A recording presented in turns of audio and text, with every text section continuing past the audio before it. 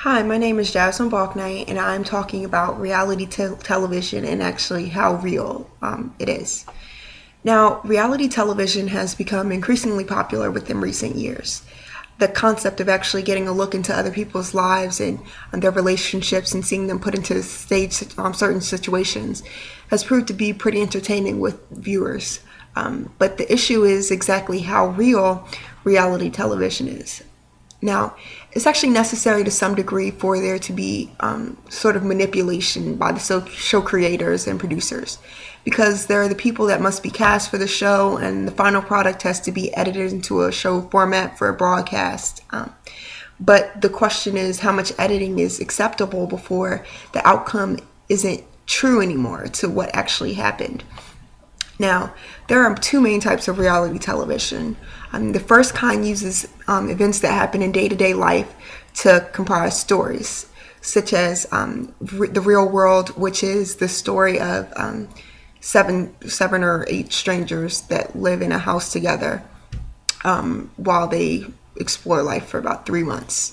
And then the second kind of show would be shows that have a set format with planned events, such as game shows like Survivor, The Amazing Race, or The Bachelor. Now that we've covered the actual generals of the kinds of reality shows, there's a specific example that I'm going to talk about.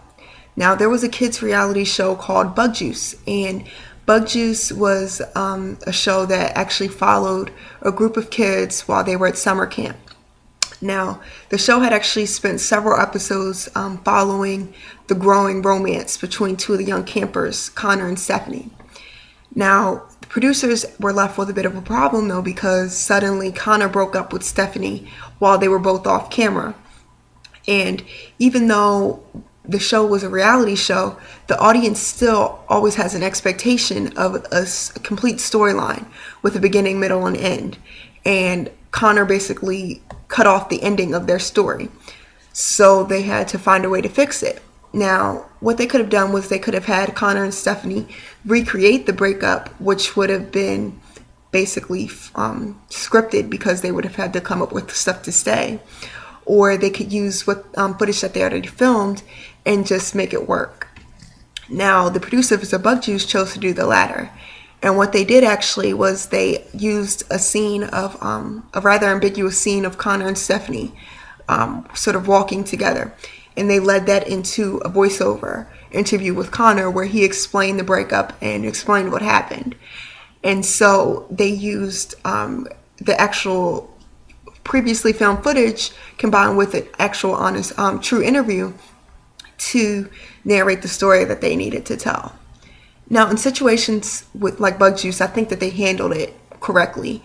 Instead of forcing a reshoot, which would have basically been false, they used a scene that they had already filmed that to actually lead into an honest interview.